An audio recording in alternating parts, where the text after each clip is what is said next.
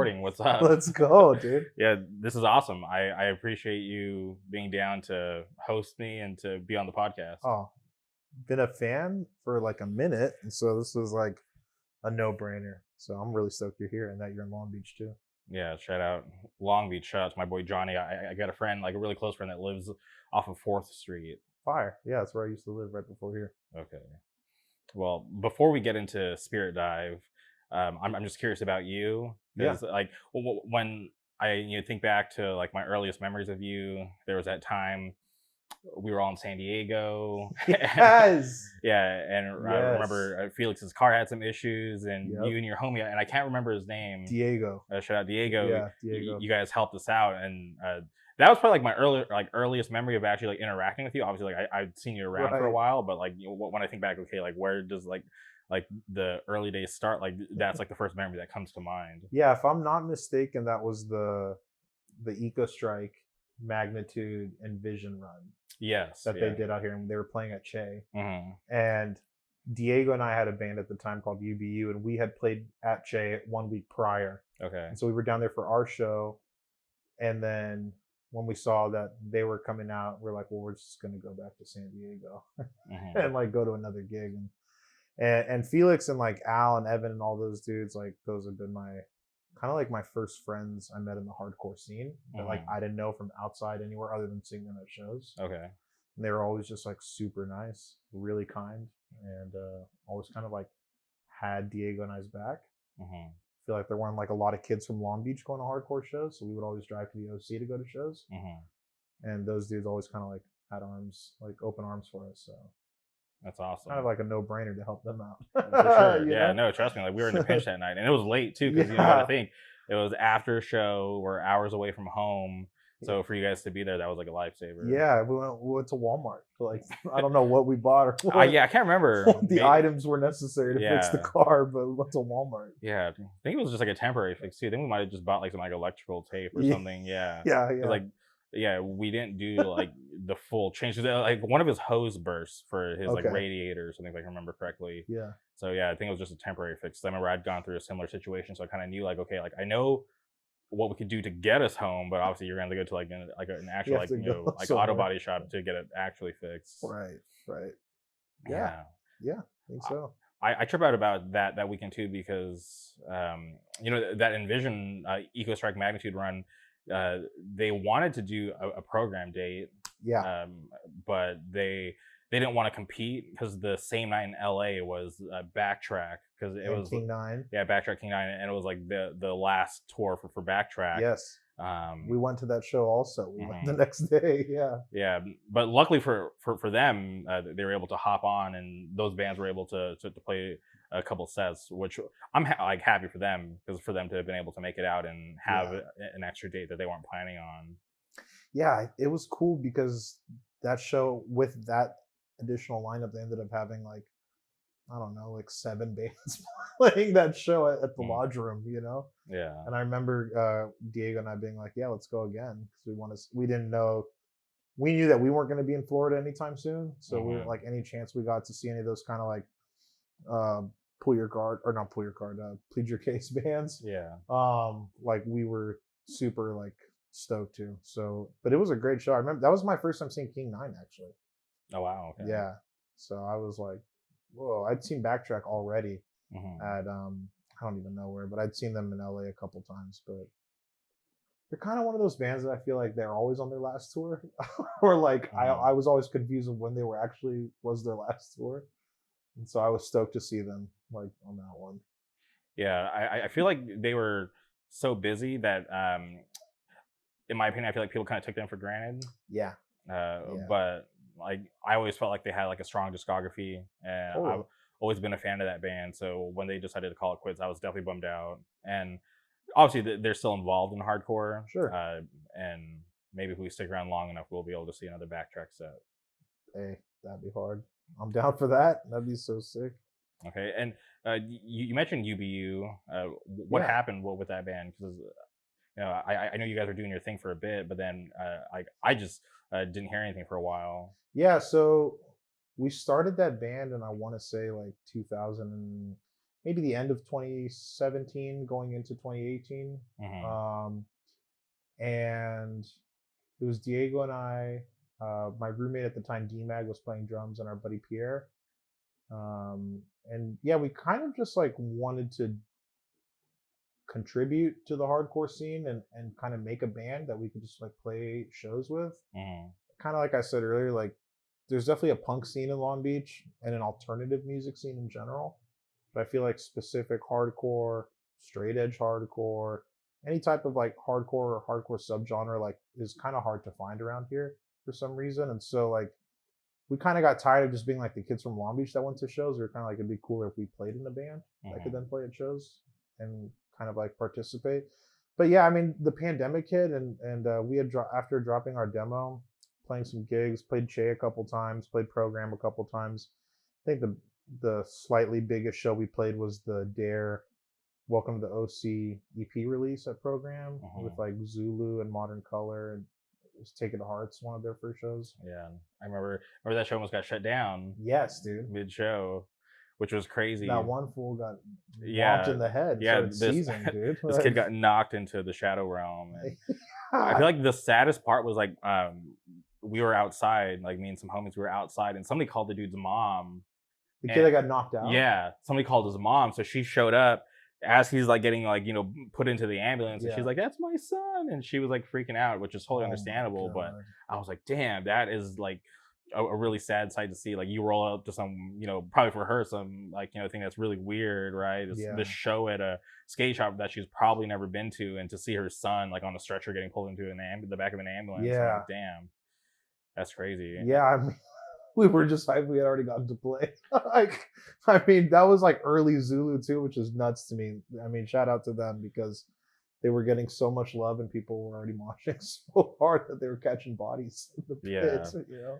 Yeah, that band's on a crazy trajectory, and I'm hyped for them. And it's cool to see a band like that. Yeah, a band that actually stands for something to get that kind of notoriety and to make it pretty big, dude. And like Dez too, like shout out to Dez and Brax, especially those two, because like Brax has always been like, I met him because of UBU, like he was just always a big fan, which was really cool to me. And Dez is just a Long Beach head and has kind of been like my big brother, oh my god, probably for going on 10 years now. And Dez has played in some like really incredible like projects and alternative music. And so to see him kind of get his flowers now with this band has been like really, really special. I'm kind of like, I just like fangirl anything he does, because like I just think that fool's mad talented, and his rapping stuff is really good. I feel like a lot of times like people don't really pay attention to that, but yeah, he's like just crazy talented. So shout out to Dez and Brax and everyone in the Zulu Mafia. So yeah, I remember. I don't remember how I heard about Zulu. Obviously, you know, people tell me stuff all the time. Yeah, and it was this wild night. I had some friends in because they were on tour, right? So went to this festival. I can't remember the name of the festival, but Fury played and Turnover played, and it was like these weird gaps because obviously me and Garrett, we showed up because we wanted to see Fury because, you know, we love that band. We love Orange County Hardcore. So we showed up, saw Fury, and then we had this big gap until Turnover played. So we were just like wandering around, like watching a bunch of like bands like we didn't even know about. So we were just like so bored. And then luckily Turnover played, and then afterwards our friend in Turnover, it turns out his girlfriend was on tour, and she was playing in LA, and we were about to go home, and he was like, yeah, like I'm catching an Uber to LA. I'm like, what the hell? You're catching an Uber to LA? We can just take you. Like, you know, we don't have anything planned. We're just gonna go home. And he's like, all right, like cool, like let's just keep hanging out. So we took him to I think it was the Regent, and like we were fine with just dropping him off. And he's like, wait, he's like, you guys listen to my girlfriend's band? You guys want to come in? I'm like, sure. So like we went in, saw her band, and then we were leaving, and on our way to our car, we like crossed paths with Anaya, and I don't know him too well. but I had to ask. I'm like, yo, I've been hearing about Zulu. Like, what's up with Zulu? Yeah. And he looked at me like I wasn't supposed to know about it because because they weren't even a thing yet. Yeah. And he just looked at me. He's just like, oh, he's just like things are coming really soon. And just the look on his face, because I thought it was like a known thing, Right, but right. I think I must have just caught him off guard. But that was crazy to think back then. They hadn't even played a show yet, but to see what they're doing today, it's insane. Yeah, no, it's really nuts. I mean, it's just tight. It's tight. We need more bands like that. I think it's really cool, and how like unapologetic they are, and how they just like make good music too. Like that's the thing. It's not even like it's just the message. It's like it's the message, it's the music, it's the energy, it's the attitude. It's kind of all those things in one, and I'm really happy to see that people are like vibing with that pretty much. Yeah, and you got to think too, for a band with that kind of style to get that big, that's not common. Yeah, because they're that like I don't know, like hardcore is already not like a profitable industry, right? Like no one's out here making hardcore bands usually to be financially set with. So to be making songs that are more power violency, or songs that are more kind of slam or beat downy, like, or songs that are like 35 seconds long, like that's really tight to me. And like to see that be like the subgenre that's picking up, like I think that's really tight. 100%. So UBU. Yeah, sorry, UBU just kind of disbanded because of the pandemic. That's it.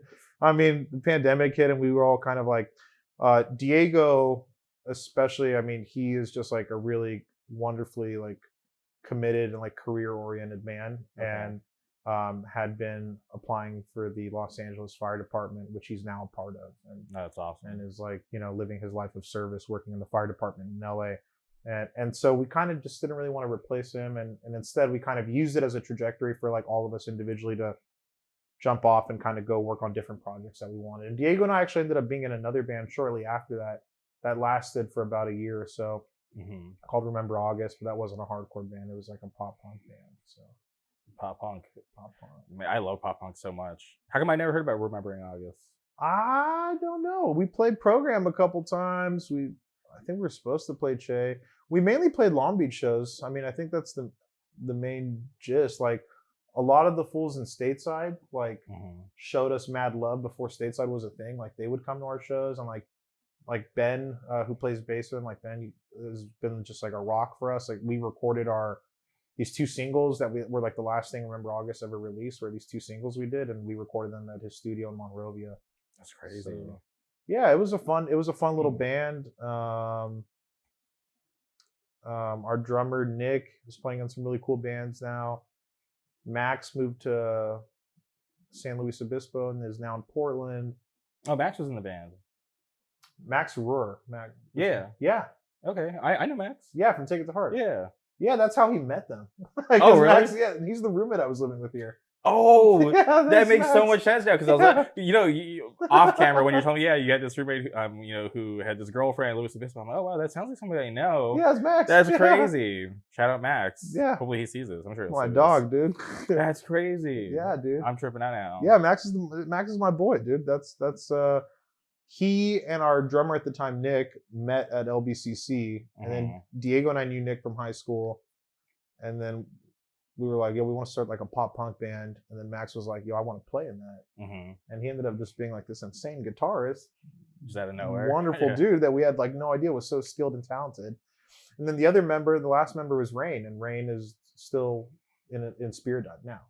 So Rain and I have just kind of been like longtime friends too. So that's so funny. Wait, so how'd you meet Max? I met Max through Nick. Nick and Max met each other at LBCC, and we had this pre-band meeting at my old apartment when I used to live off of 4th and Orange.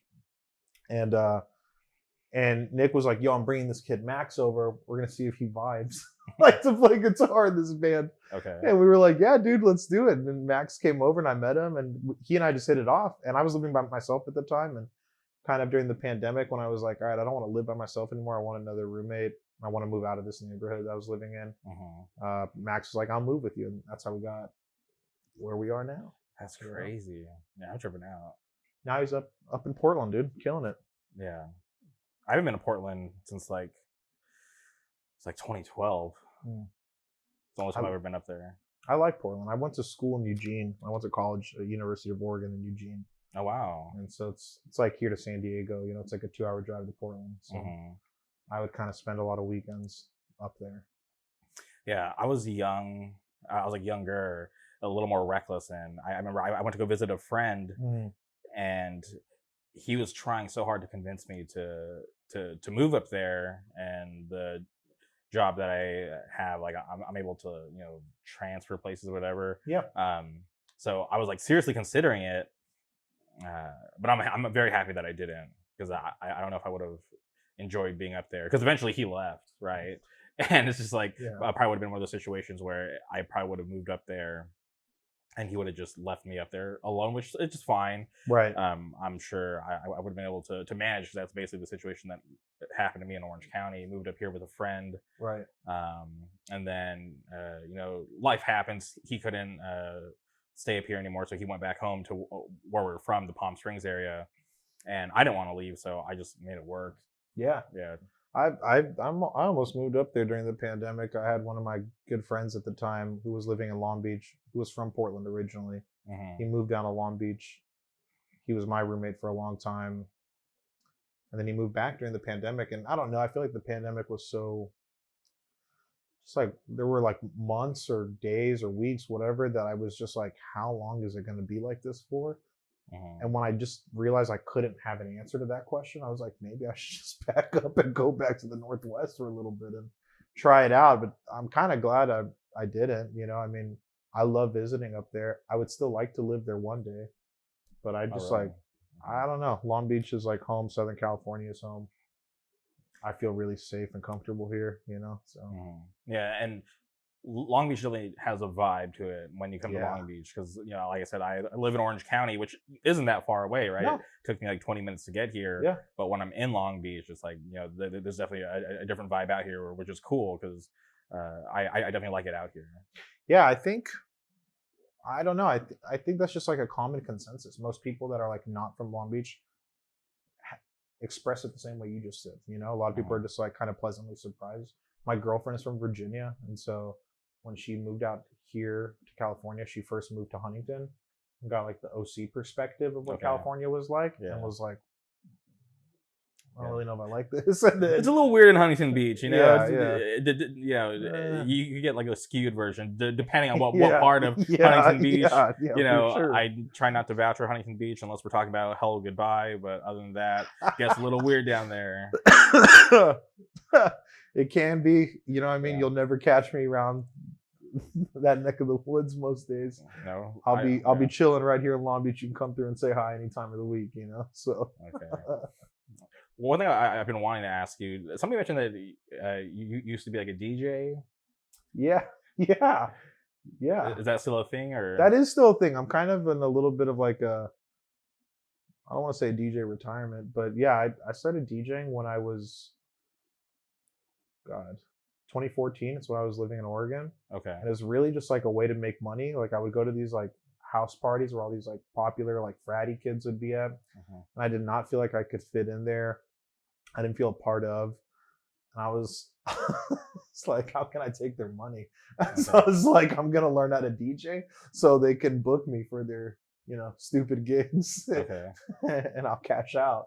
So I started doing that, and I started playing shows up there, and then I ended up finding a really cool niche of just like actual talented producers, which I'm not a producer, but just like talented producers and like DJs and MCs and stuff like that. And like the hip hop kind of side of things has always been like really, really like part of my life.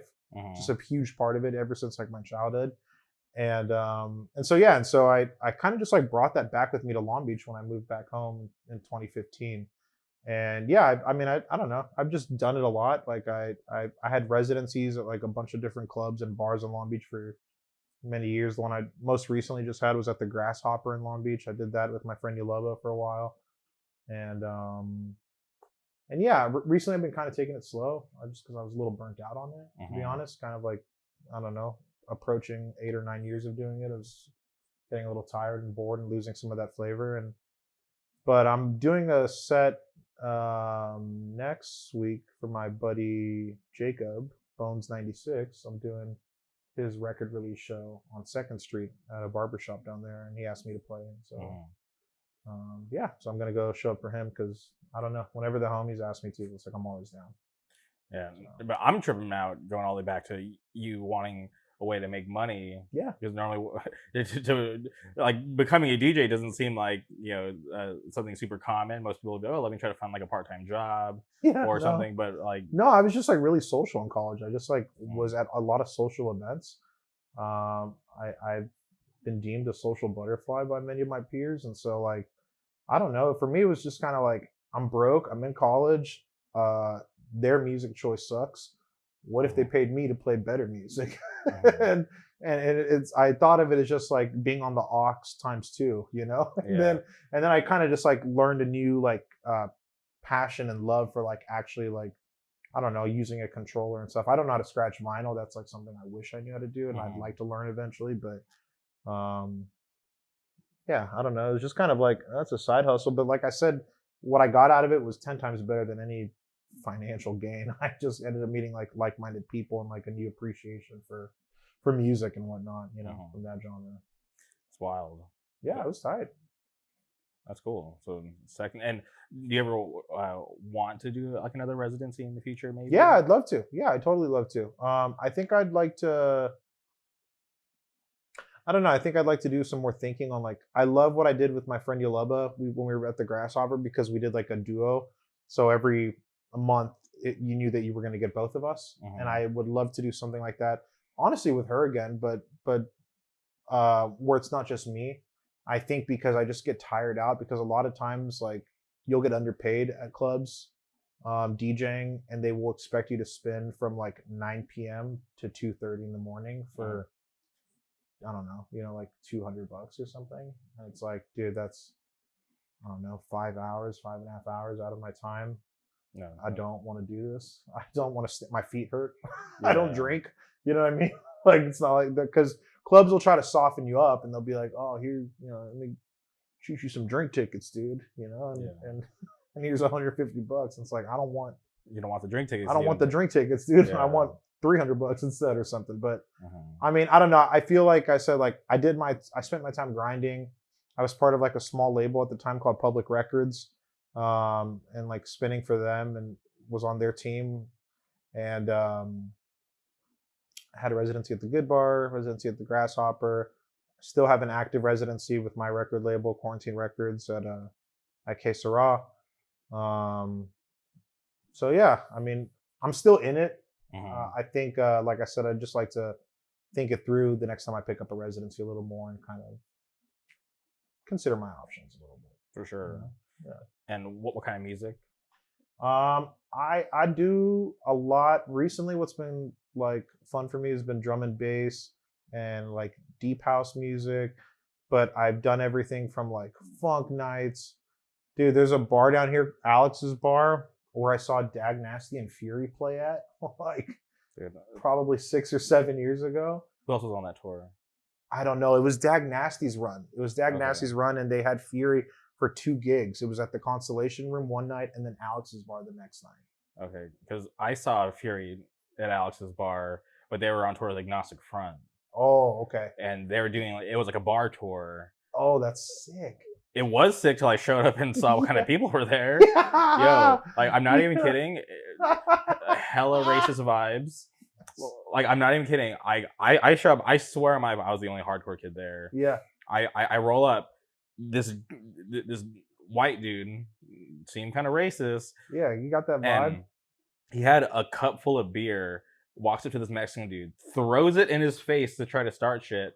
And I think the Mexican dude knew the vibes, and he just pretended like it didn't happen. He's standing there covered in beer, and I'm like, oh my God, this is insane. Like I can't believe like that happened and nothing is going on, right? Because I was like, dude, like obviously like at a normal hardcore show, like that wouldn't fly. So I was like, okay. No. I was like, I need to kind of be a little more careful in here. And so Fury plays. I'm like the only one 2-stepping. And normally I wouldn't care, but when you're like in a room full of people who like you can feel their hate towards the mosh, I was like, all right, let me just not go too crazy. And in the midst of me moshing, I lose my keys, so I'm thinking I'm gonna have to like call like my roommate to come like pick me up or something. But luckily somebody turned my keys into the bar, so the bar had my keys after the set. But like after Fury played, I was like, I'm not even gonna stick around for Agnostic Front. I'm going home. The vibes are so fucking weird here. Yeah. Yeah, I mean, I don't know, dude. I've been to some sketchy shows. I've DJed, like, that's the other thing of DJing is like I've played for some like just dog shit crowds. Just like just people just so wasted. I'm like, hey, no hate. You like drinking booze? You like puffing on some reefer here and there? Yeah. God bless you. More power to you. But like, some people just kind of don't really know how to control themselves, and like, it's like, I don't know. I've literally played shows, dude, where like I had someone one time that was so wasted and got mad at me for not taking their requests. I'm like, I'm not taking requests. The bar's paying me to play, not you, know? Yeah. And she like grabbed my like hardware, like my controller, and started like smashing it. And I was like, oh, like, and I feel you. I've also been at clubs where it's like you can kind of feel the hateful vibes, you know what I mean? Where you're just like, man, I'm clearly the odd man out here. I'll be playing something that I think is a great mood setter or whatever, and people just be like, turn this off, play Bad Bunny now. That's crazy. So yeah, I don't know. I played some wonky gigs, but we'll see. We'll hop back on. Okay. And I'm also curious, you told me when I got here that you grew up in Long Beach. Yeah. And I'm curious, for someone like you who grew up in Long Beach, how did you discover hardcore? Okay, so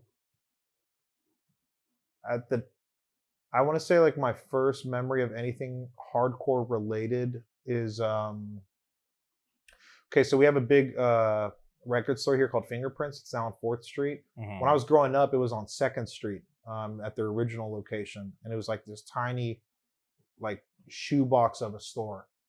And like no windows, like tour flyers, like on every corner of the ceiling, the walls, everything was awesome.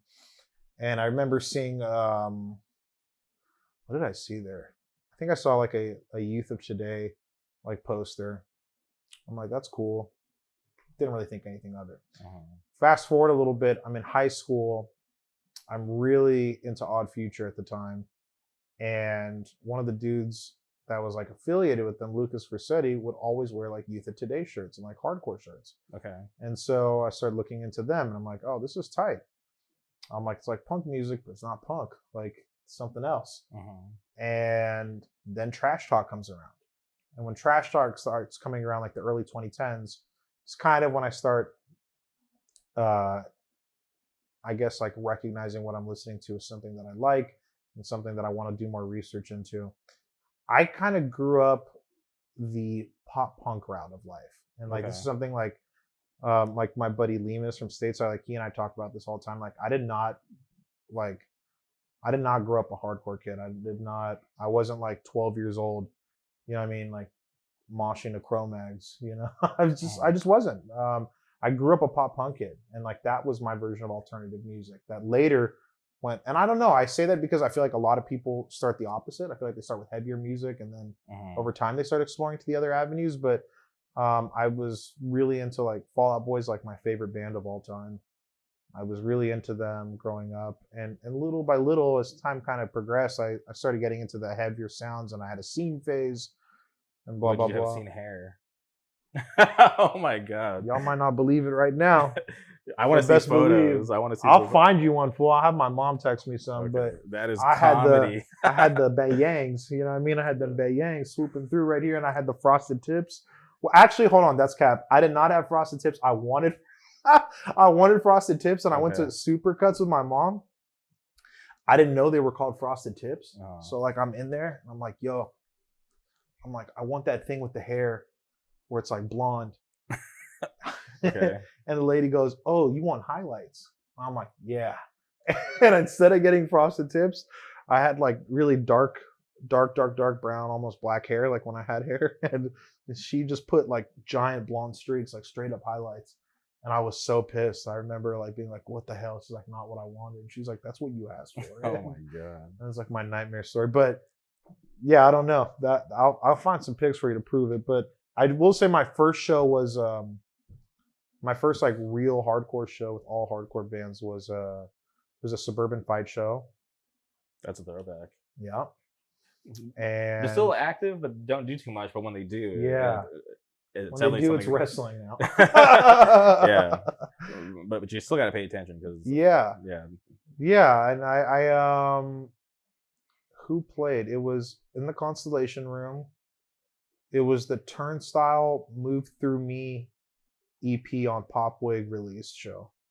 Okay. So it was Turnstile, Angel Dust, Big Bite, Lock, and Discrepancy. Jeez, rest in peace. Yeah. Okay. Yeah. So that was my first gig, and I went with Diego. He had already been going to some shows. He was like, you should come to a show with me. And I think I was just kind of like scared to go because I was like, I don't want to look like a poser. I don't really know the scene that well. Like I listen to a lot of this stuff, but like I don't really go to gigs. Like I don't know what to do. And Diego was like really cool about just being like, just come. Like people will embrace you for who you are. Just come and have fun. And I went, dude, and I just like had the time of my life. Like it was just so much fun. I kind of never turned back. And that must have been like, I don't know, 2014-ish or something like that. But yeah, it was just a blast. Lock was super good. I was at their final show too in LA, but it's like half that gig isn't even around anymore. Yeah. And Discrepancy, I was like, rip, but like they were such a good band, but when you're no longer straight edge, you can't really play that kind of music. Yeah. Well, you can still play that style, but you can't play those songs. Yes. So yes. Yeah. I heard also that they only had like 2 official members, and that oftentimes they were just kind of like filling bodies in, and that's made it hard. I mean, Breaking Edge also, obviously, but as far as when they were Edge at the time, like, yeah. Fun fact: they or the singer announced that the band officially broke up on my podcast like years ago. Nick? Yeah, because I'd hit him up because I'm obviously I love Orange County hardcore. Yeah. And I remember reaching out to him like, hey, like what's up with the Discrepancy? And he's like, yeah, we actually broke up, but we never really said anything. But he's like, I'll say it on the podcast. So that's cool. There you go. Yeah, but I'm still a fan of the music. I think it still holds up, and I wish that he didn't stop doing music. Yeah. Because I'm trying to remember what band he just played in. Soul Search. Yeah, that's what it was. I'm drawing a blank, but yeah. So at least I know him through the hardcore scene, and then also through like one of my tattoo artists, this dude Kyle Klein. He's like good friends with Kyle. Oh, really? Okay, that's awesome. Kyle's like working on my back piece and stuff right now. So yeah, I would see him post Nick all the time, and I was like, "Yo, that's the." Kyle'd be like, "Oh, that's my homie Nick." I'm like, "That's the singer of Discrepancy." Yeah. Yeah. So I remember I would see him at Disneyland, but I would never want to bother him. Because I don't know. Yeah. I think that's the last thing he wants to talk about at Disneyland with some random dude is like his old band. Yeah. So yeah. But yeah, that was kind of like my intro to, I guess, the hardcore scene. That was like one of my first gigs, and everyone was super loving. And yeah, no, that's awesome because to go to a Suburban Fight show, especially back then, because you think about how huge Turnstile is. Yeah. To this day, it's insane. I still have my. I'll go get it for you maybe after we're done with this. But I've got my Turnstile shirt from that show still, and I bought the 7-inch of the Move Through Me. I have it over there, and their drummer Daniel, he was like, I was like, yo, how much are the shirts? And he was like, blah blah blah. And I already bought the 7-inch, and I was like, oh, I don't have enough. Well, never mind. And he's like, oh, it's all good, dude. And I was like, yo, it's my first hardcore show ever. Like, thanks so much. Like, you guys are great. And he just like threw me a shirt. So shout out to Daniel Fang. That's crazy. Well, see, gave me a shirt on the house. You know what I mean? Yeah, he's probably trying to give you like some good memories and hopefully keep you coming back. Sure did. It worked, dude. Yeah, still here. And that's awesome. Yeah, you got to think too, because even though like the observatory, it's like a professional venue. I still love the Constellation Room. I've seen some crazy shows in there. Like Yeah. I love telling people that I saw Halsey in there. That's fire. Yeah, it was crazy. That's fire. It was a crazy night too because Halsey was in the consolation room, and Oh my god. and in the big room that night was Bayside, Man Overboard, Senses Fail, Wow. Seaway. So I bought tickets to both shows, and I remember the Halsey show started before the Bayside show, so Yeah. I got to go in beforehand. But I Wow. spent most of my time in the big room. I watched Seaway, Senses Fail, Man Overboard. Hard.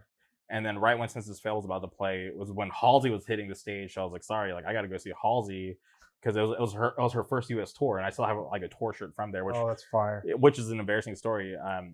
I go to the merch table, I buy the tour shirt, and it's dark.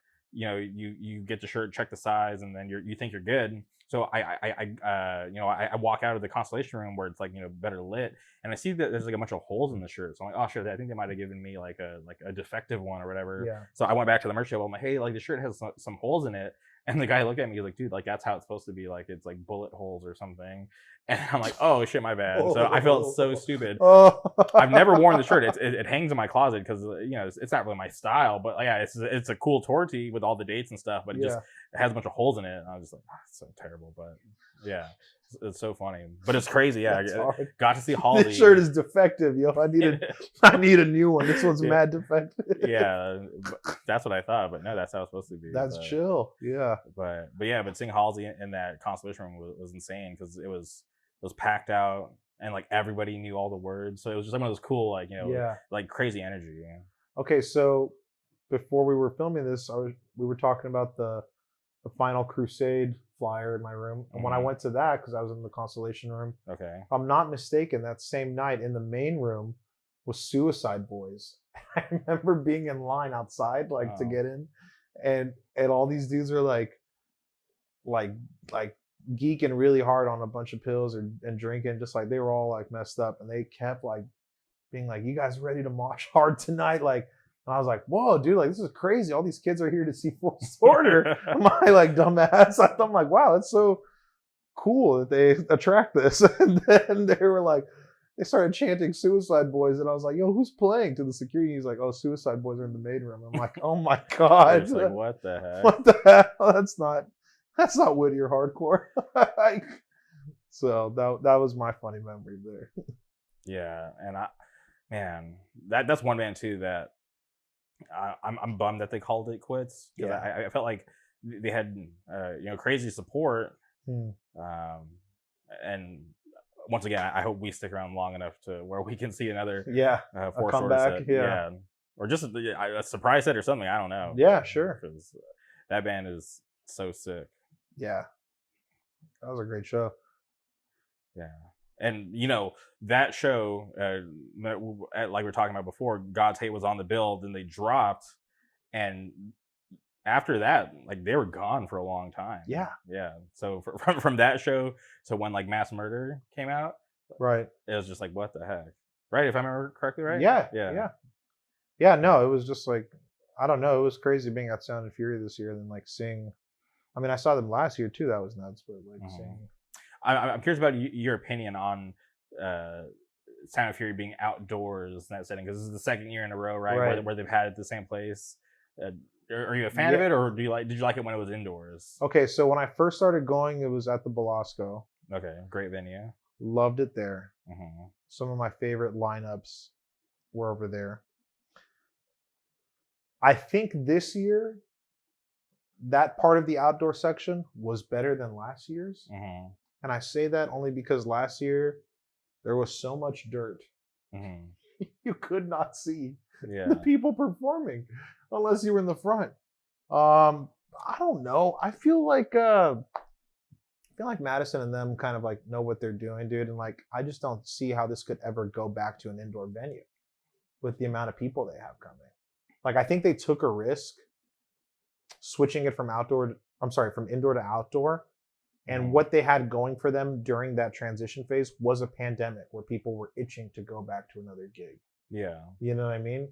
So like, it would have been like the Have Heart thing again in 2019 where it like sold out in 10 minutes. you know, and then it's like, wow, now no one can go, you know. Yeah. So I think it was the wise choice to take it outside. Would I rather it be inside? Of course I would, you know. But I think they're starting to figure it out, and I think it'll take a couple years until it's kind of hashed out all the way. I did not like the barriers this year on day one. Like that kind of sucked. Yeah, there was I saw a lot of chatter because I didn't go. Yeah. So seeing all the chatter online and even seeing the videos, like when I saw, I think it was a video of Big Boy and they had Yeah. like a barricade on the stage. I'm like, what is that? Yeah. This seems like it seemed kind of like a joke. Like I didn't think that was like serious. Yeah, no, it was very serious. And I mean, I don't know. I heard that a security guard got like knocked out by like a fan, but I saw quite a bit of fights. Like I saw a dude try to rush the stage during Paint of Truth set, and this dude got like absolutely pummeled, not even by security, just by like the Paint of Truth like fans on the sides or whatever. But it was crazy. I don't know. I think day two was chill because day two it seemed like there was no security all of a sudden. Barricades weren't an issue, but I don't know. I guess just day one, they just had to do it. From what I heard, I guess the reason they had to do that is because that part of Exposition Park is still technically USC's campus, so that meant different rules.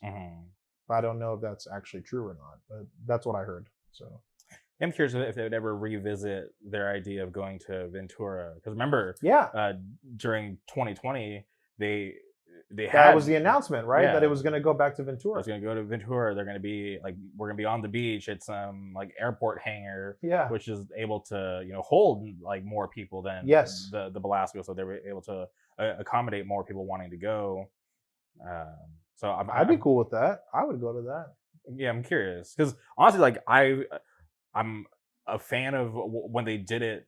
It was like 2010 to like 2012. It was at this place called the Earl Warren Showgrounds, and it was like this giant indoor like event space. Yeah, and I thought that was awesome. So if they could recreate something like that, because the outdoor is cool, I'm just not a fan of it.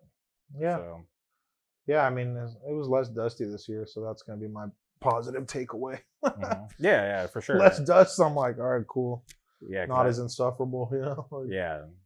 So, but that's cool that they're found some way to improve on that a bit. But yeah, there's some great sets too, dude. Like just like in general, I think the sound for most bands, the sound was good this year, and my favorite set by far, apart from Fury, was Sanguisugabog. Oh, really? Okay. They were so good. They were so good. It was such a blessing. Like I've always wanted to see them.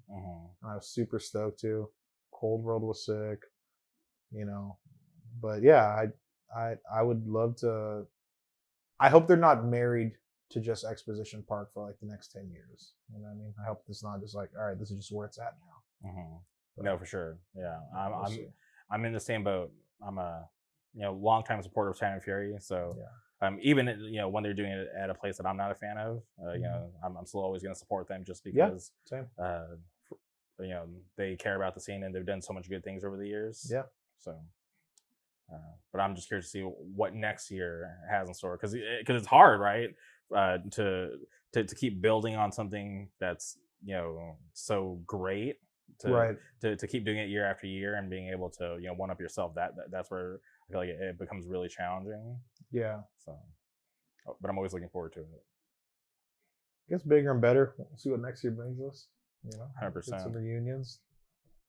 Who's left? When I think about reunions, I'm like, man, who's left? Because at this point, for as long as I've been around, the bands that I dreamed of, I'm like, man, I wish I was around for so and so. It's like they've all come back. Yeah. So now I'm just like thinking back, like Foundation. Like who's? Well, but see, I was around for Foundation. Oh, okay. I was at the last Chain show. Yeah. So like bands like that aren't even like on my radar because it's just like I lived through that. So like when I think of reunions, I think of like the big bands that were killing it before I got involved. Yeah. So, but if I would like to see Foundation again. I'm still a fan of their music. Yeah. So I wouldn't be opposed to it. But yeah, there's I guess now it's like okay. I guess like for me, all those like bands from the generation before have already done reunions, so now it's going to be the bands that I actually lived through, and that's where I'm going to actually feel. Or they're just going to start doing their like anniversary tours, right? It'll be like 10-year anniversary, 10-year whatever. you're a big pop punk guy. For like, there was like a couple of years where it was like, it felt like Newfound Glory was doing 10 years for like all these albums, which dude. I was such a fan of because, dude, at that time, I worked for the merch company that was doing Newfound Glory's merch. Hard. So I got to get a lot of free stuff. Yeah. But then also, I remember we went to go see one of their 10 years at the House of Blues in San Diego. Okay. And I remember I went with my bosses, and they like listened to Newfound Glory up until like Sticks and Stones, and then they stopped. So like anytime, and it got kind of annoying because like we were there watching them live, and like anytime they like played a song that they didn't like recognize, or hey, like what album is this off of? And I would tell them, and I'm like, dude, like just listen to the music, enjoy the live show. This is crazy. Like what's going on? But I'm down for some 10-year stuff because it is fun when bands will do those, because then you'll get to hear like B-sides that you normally don't get to hear, because like I feel like I fall in love with these B-sides that aren't on the set list, right, like 90% of the time. So I'm always like wanting to hear it live, so like you have to get to these like special gigs where they are gonna play them. Right. That'd be tight.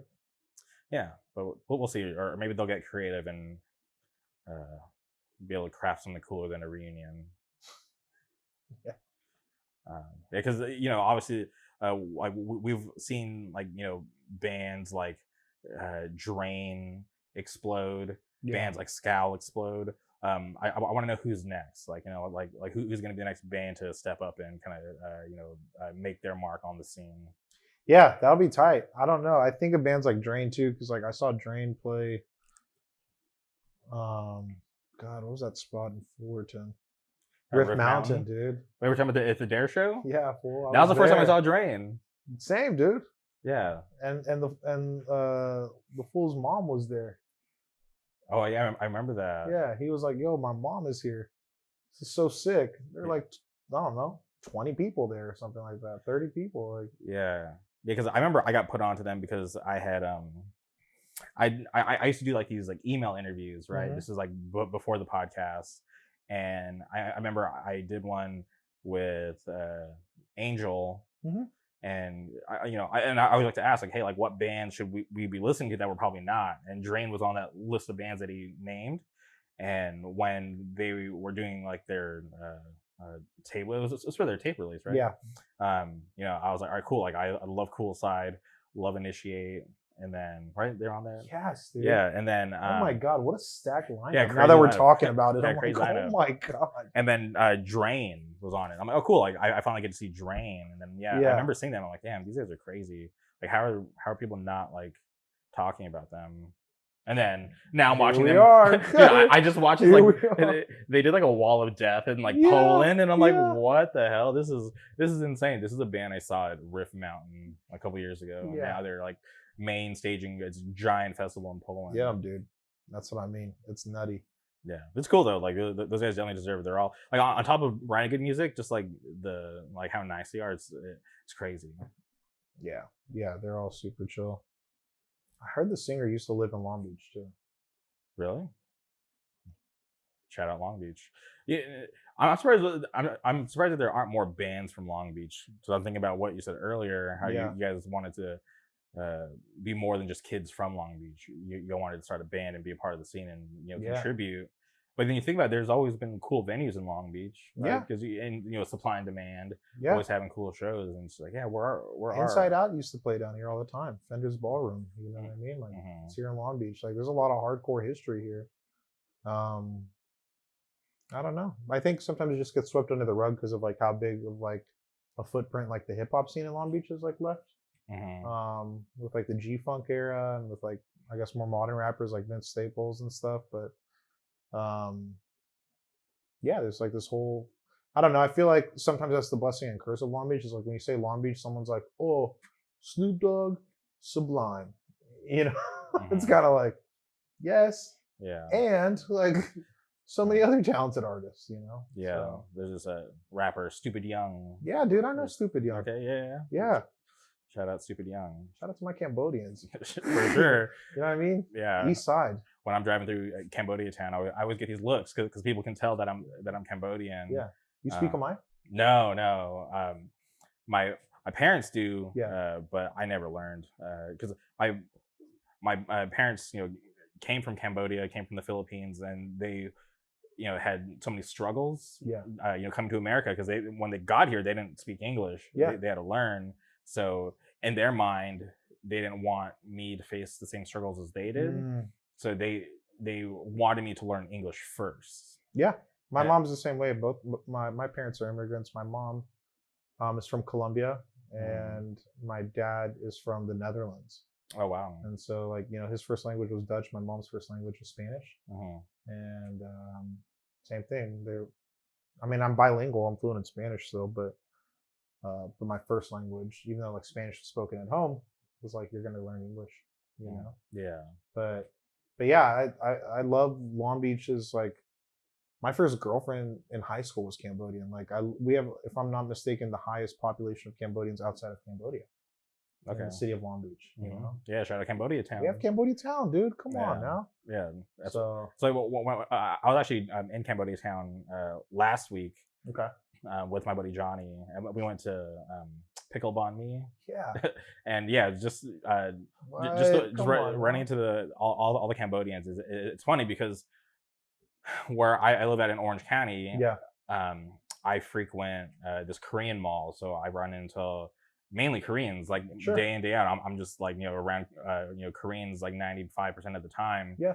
So when I was out in Long Beach last week and I was around the Cambodians, I was like, damn, this is a crazy vibe because it's like people that look like me. Yeah. So yeah, I mean that was just like my high school. I went to Long Beach Poly on the east side, and we're like kind of like in a central part where you have like you have a Mexican neighborhood, you have a Black neighborhood, a Cambodian neighborhood, a Vietnamese neighborhood, but that's like one of the best parts of Long Beach, in my opinion, is like our greatest selling point is like how culturally diverse we are here, and how many like kids I grew up with, like their parents were also immigrants.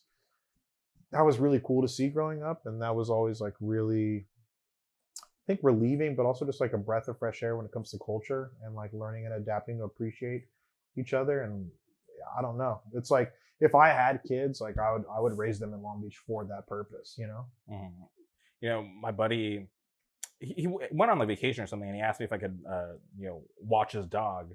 So I stayed like a week in his apartment, taking care of his dog, and I would like walk it through the neighborhood, and I remember just like walking the streets of Long Beach, with his dog, and like coming across other like dog walkers and everybody being so friendly, people saying hello. I'm like, damn, like I said earlier, like I live in Orange County, like 20 minutes away.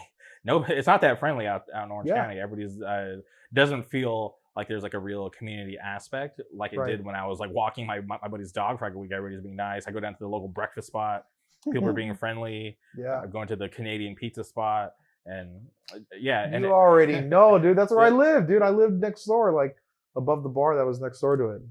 Dude, my buddy literally lives across the street from Canadian Pizza. So, so I was in that area. That was my block, 4th and Orange, right there. Okay, yeah, and everybody was so nice. Chill. Yeah, it's crazy. Shout out to Long Beach.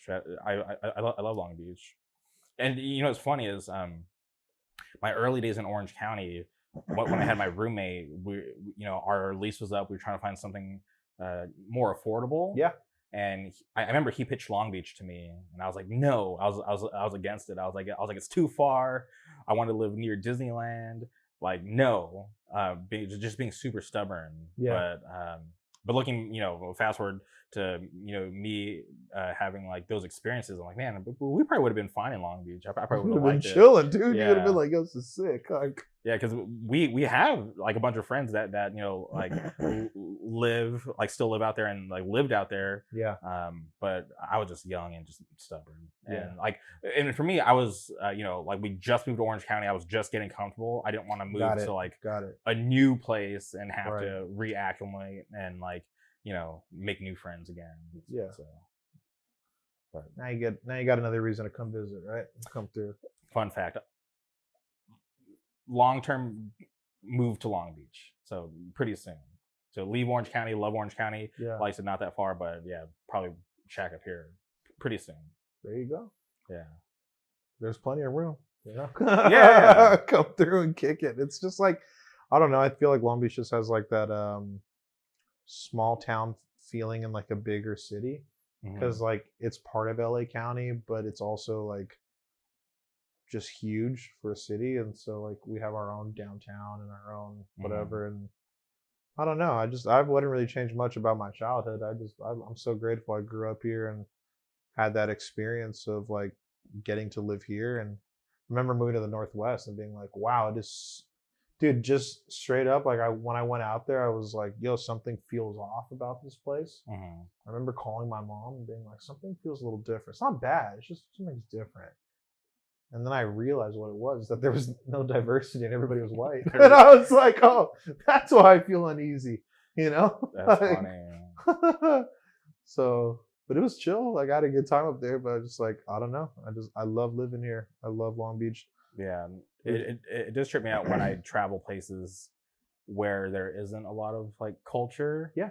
And you know, you walk into like a restaurant and it's just full of white people, and yeah, like they're obviously used to your white friends, but when they look at you and like you're just getting like these weird stares, and I'm like, oh, this is not normal, right? For you know, someone who's not the same skin color and with a bunch of tattoos, colored hair to be here, right? So like whenever I travel to certain places and that happens, I always have to remind myself like, oh crap, like this isn't normal for them. But you know, back home, like nobody would bat an eye because like exactly, you know, there's, like out here we have like everybody from all over the world's out here. Exactly. So yeah, that's one thing that it's normal for us as a group out here in California, right? Totally. But when you go to places, you know, like you mentioned, like Eugene, it's not normal for there to be a lot of color up there. It's it's such a trip. Yeah, dude. I remember moving up there and I don't know. I had like hair and was more tan at the time, and like dudes would be like, is Colombia part of Mexico? Like, what part of Mexico is that type shit? God. And I'd be like, what, dude? Like, you're like, you need to look at a map, sir. Yeah, sir. Let me get you one of those Johns right there. All right, I'm gonna point it out to you, son. Like, but. And how did you end up in, you know, of all places, Eugene for college? Okay, so I was gonna go to Cal State Long Beach. Yeah, which is you know, nice college, right? I was gonna go to Cal State Long Beach, and I had been offered a scholarship to go to two schools in the Northwest. One was to Oregon State in Corvallis. Okay. And one was to the University of Oregon. I was the first one in my family to like get like an opportunity to go to like a 4-year university like that. And so I was like, well, I'm gonna go to Oregon. Like I kind of want to get that American school experience where like you pack up the car and drive to a different state, and you know what I mean, like mom drops you off and you wave goodbye. I don't know, like that kind of thing. And so I picked Oregon, and I went there, and during the process of picking that school and signing up, I realized that it wasn't a scholarship and that I was given a loan. Oh, and shit. So that's part of the reason I only stayed for 2 years and then moved back to Long Beach. Yo. But I got the most out of my 2 years there, dude. I took all of my major related courses. I took no GEs whatsoever. Yeah, because you do those anywhere. Yeah, and I was just like, I'm gonna get the most bang for my buck. We had, you know, enough for 2 years, and went for 2 years, and we could have figured it out to stay 2 more, but I was kind of like, it was my decision. I was pretty hell bent on moving back to Long Beach. I didn't want to stay up there any longer. So. Yeah, and college was really expensive. Yeah. Yeah. I remember, like, my parents were like considered like upper middle class, but it felt like, you know, we weren't rich or anything. But yeah, I feel you. But going to like the community college back home, like I didn't qualify for shit, so like I had to pay for everything out of pocket. Yeah, and you know, you pay a couple $100 just to enroll in the class, and you find out, oh shit, this textbook is almost, you know, the same amount to just get into the damn class. It was, you know, got to a point where I was like, this is becoming like really expensive. And I remember one, like my last English class ever. It was like this guy that I used to be friends with, just by chance, he was in the same class as me. And then there's a girl in the middle and me on the right side. And she liked the attention that my buddy was giving her. So I was like, flirt with her so we could use her book. So we don't have to go buy. Yes, 100%. I was like, save us the money because I'm not trying to spend $250 on this damn book because then you go and sell it after the semester's over for a fraction of the price. So I was like, dude, just save us some money. Just flirt with her. Just like, I know she'll let us use her book. Just be nice to her. And he's like, all right, like I got you. And he did it. And she was down. She let us use her book. And I was so happy because I didn't want to pay for it, man. Because it's just, dude, shit was so expensive. That's what I'm saying. Yeah. That's why I have to hustle all those white frat kids in Oregon and DJ. You know what I mean? Like, yeah, because some of the damn, I'm tripping out that it wasn't a scholarship.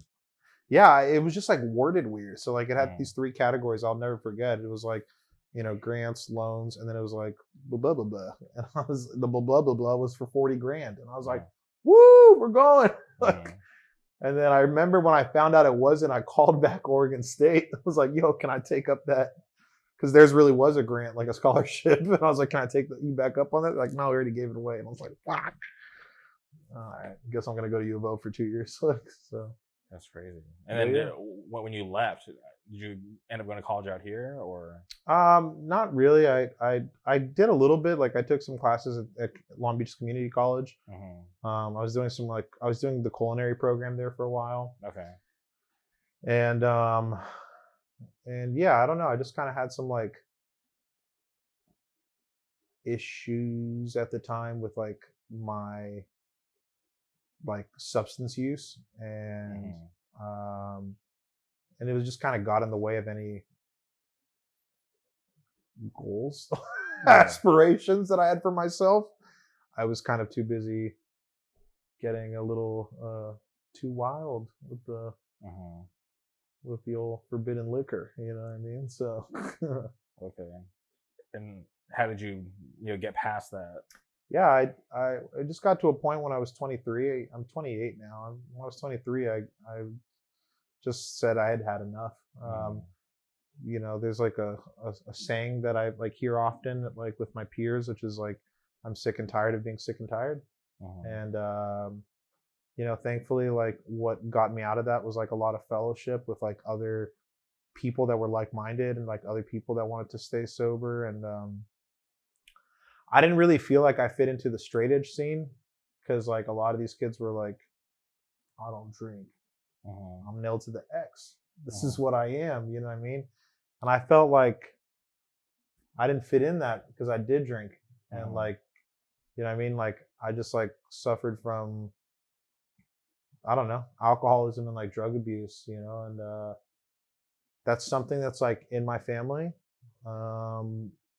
But I just was like, I'm willing to kind of go to any length to make sure that I don't ever have to do this again. And, thankfully I've stayed close to that thought process and that mentality ever since that day. And, I'm coming up on my 5-year anniversary next month. So. Oh, being sober? Yeah. Okay, that's awesome. Yeah. So I just really like my life like this today, Yeah.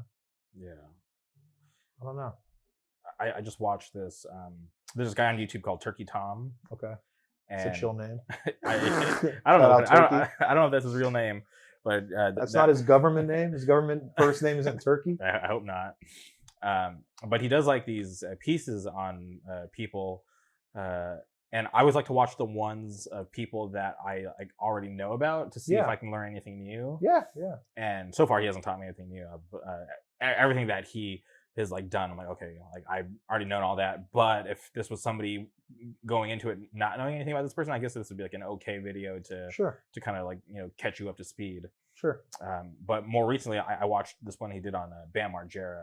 Yeah, that's like, tough. Yeah, when you think about someone, because for me, I was a fan of Jackass and people like Bam Margera growing up, but not knowing, because back then like social media wasn't like a thing. Right. You couldn't like have these insights into these like celebrities' lives like we do now.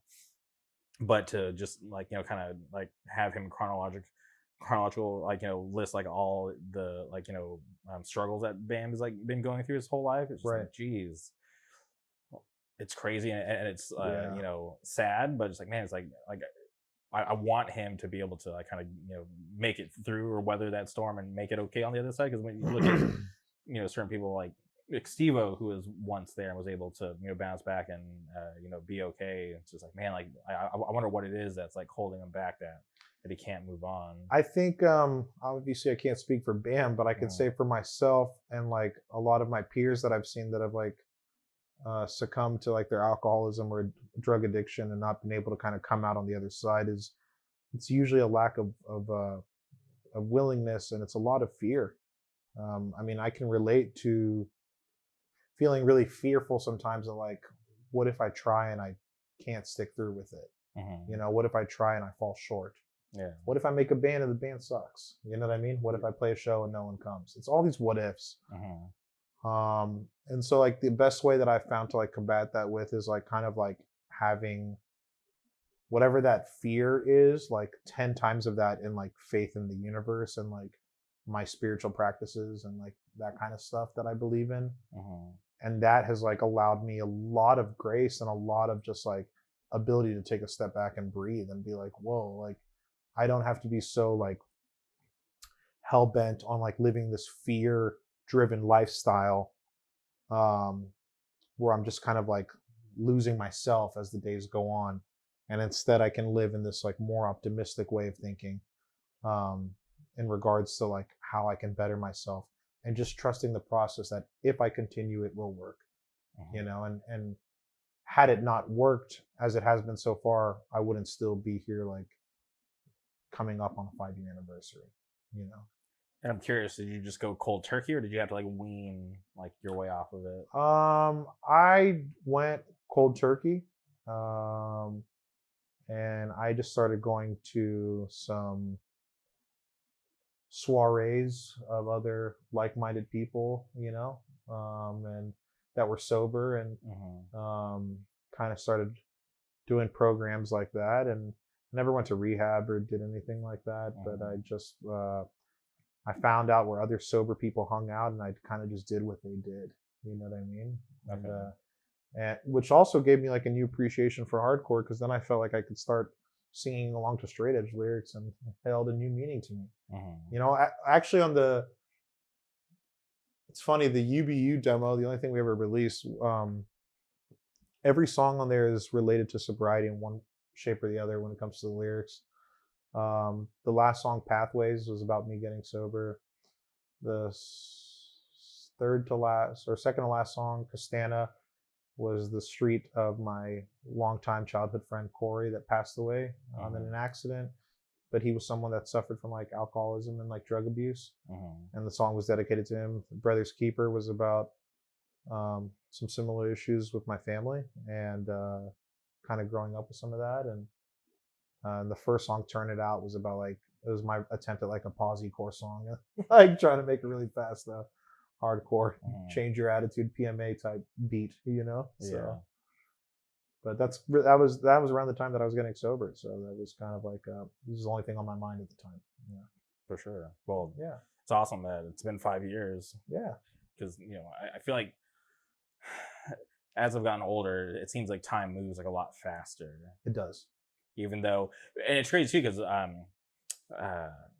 feel like time moves faster, but now I'm trying to like slow it down as much as I can, because I'm trying to like grasp onto all these things that I like love and enjoy, and I'm trying to, you know, enjoy it more, if that makes sense. Sure. But it's like often I find myself, you know, at the end of the day being like, fuck, I wish there was more time for me to do the things that I didn't get to do today.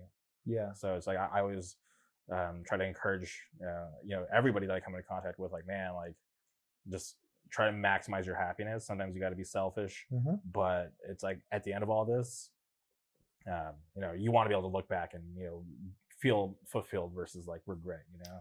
Yeah. I you know, I think, I don't know, like I said, like I go back to thinking about where was I at 23 years old. And when I was 23, like I had no positive, healthy, fun, memorable memories anymore.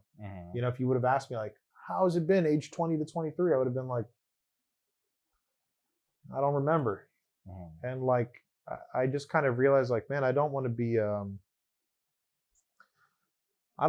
like 35, 45, 55, 65 having a midlife crisis because what you just said, where I didn't take enough time to sit back and like enjoy like what this life has offered me. You know what I mean? And like I don't need anything, and I don't need any enhancements to really enjoy this process. You know, and I get like, oh no, I get mad, like emotional about that stuff, because like I see so many peers of mine that are still out there right now.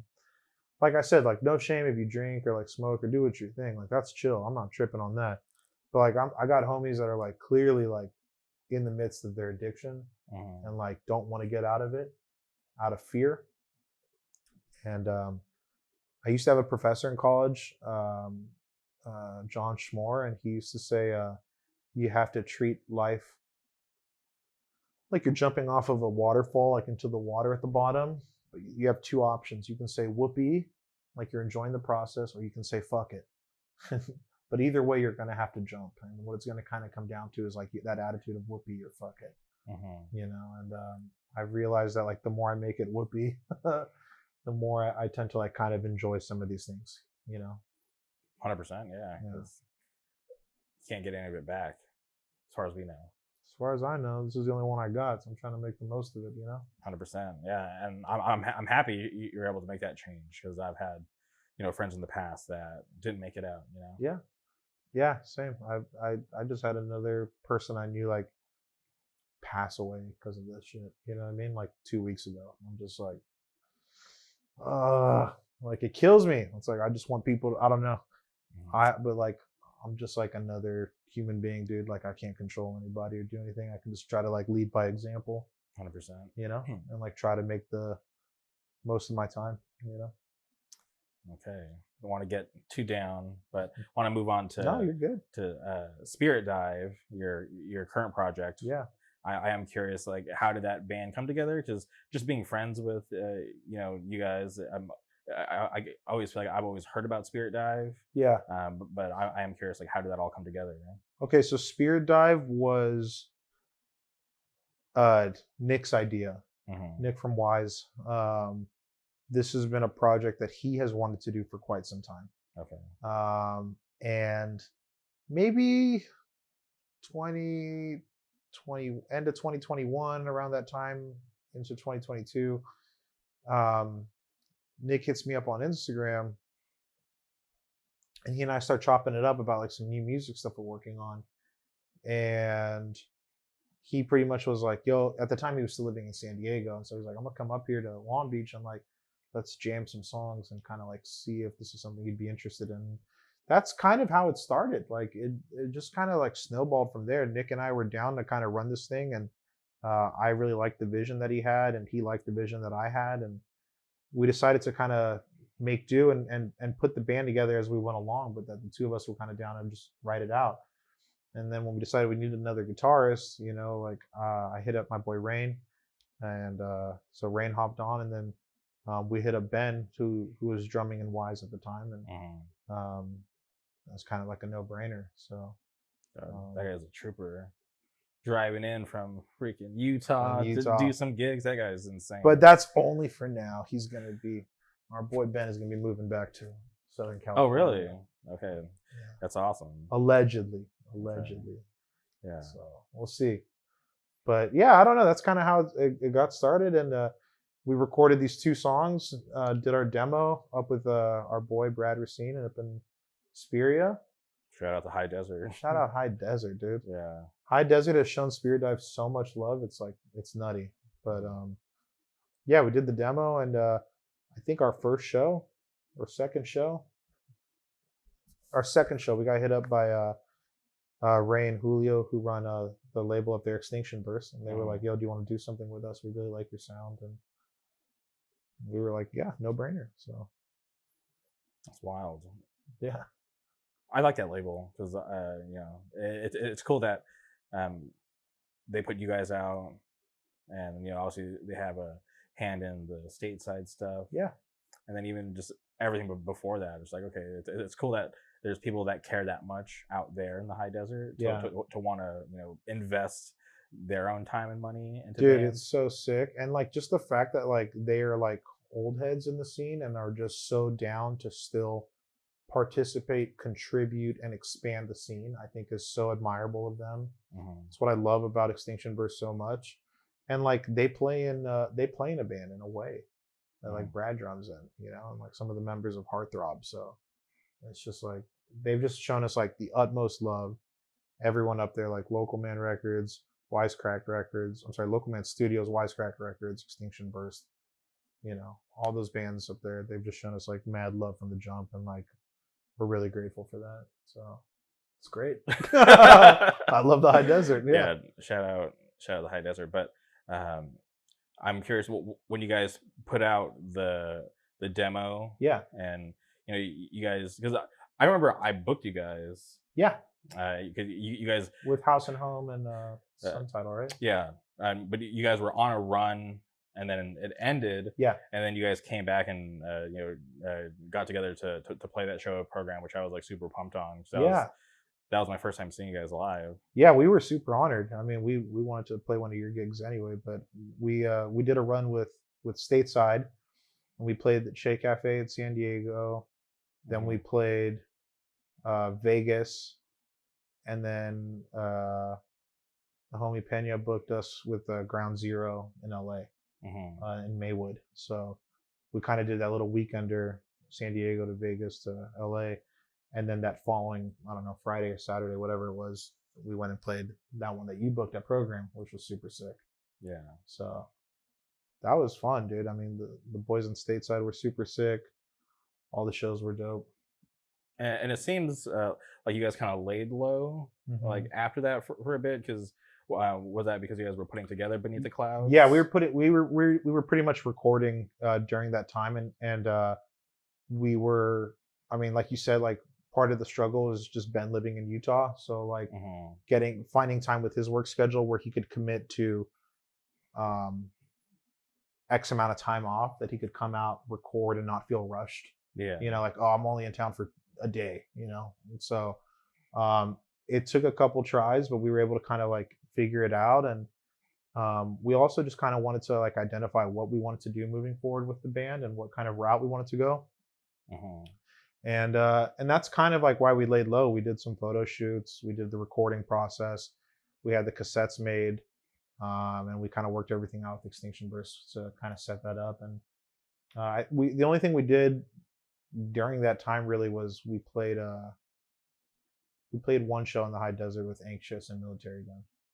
I remember that show. That was like in December. Yeah. So we did that one, and the weekend during that was it. We pretty much just were like laying low. We weren't really like in a rush to like. I mean, granted, we would have loved to hit the ground running, but I don't think we were necessarily like, we have to do that, and if we don't, we're screwed. It was more of like, all right, dude, let's just like take it how it goes and like see where this gets us, and really just kind of put all our energy into recording a good EP to give people, you know. 100%. Yeah. So it's better to be patient and to be able to cook versus trying to rush just to get something out. Yeah. Because things can easily get lost, right? Because there's so much music, so many bands coming out all the time, where it's just like, if just by having bad timing, your whole record could get like overlooked. But for you guys to not feel any pressure to just kind of do it on your own schedule, I feel like that's the best route to take. Yeah, we also have like, I don't know, like at the time I was working like in the field that I thought I was going to be in for quite a while, and so like, and like Rain has like a really set career, he works for Sega, like just like doing a great job, and we all had kind of these like big boy jobs that we were working. We were like, man, do we have the time or energy to leave these big boy jobs to just take random gigs here and there, to take random tours here and there? And our decision was more so, well, rather than make it an either or decision, why don't we just focus on the music, sit back, breathe for a second, we'll reassess when it comes out, you know what I mean? And now thankfully we're at a point where we can afford some more of that balance, and we can kind of hit the ground running a little bit more, which I'm stoked for. So if it were up to me, I'd be like touring all the time. Like I love that. So yeah, the touring can get expensive. It can. Yeah, you just gotta have to make some fire merch. I feel like the merch can carry. Yeah, we've been pretty blessed so far with. I don't know. I remember like on my birthday back in February, like I got a call from the guys at Extinction Burst, and they were like, "Yeah, we sold out of your stuff." I was like, all right, that was a great feeling. I'd never had that happen with a band before, like. Yeah, and do you guys ever think of doing like vinyl or CDs? Yeah, they actually offered to do vinyl for us. Mm-hmm. We turned them down. Oh wow. Not because they're not capable, but just because we weren't really. I just don't think we were ready to put out a vinyl. We also just didn't want to do like a one-sided LP, like where it's like, we really only had 4 songs we wanted to showcase. It was these 4 tracks, and one of them has already been out, which is Fall in Time, but we re-recorded it and kind of wanted to give it a little bit more oomph this time.